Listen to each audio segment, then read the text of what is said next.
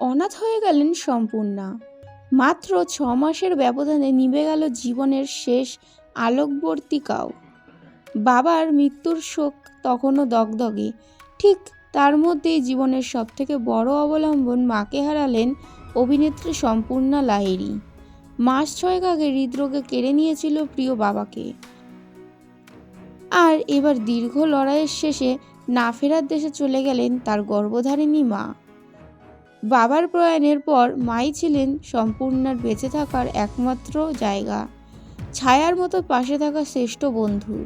সেই পরম আশ্রয়ের হাতটিও আজ চিরতরে সরে গেল।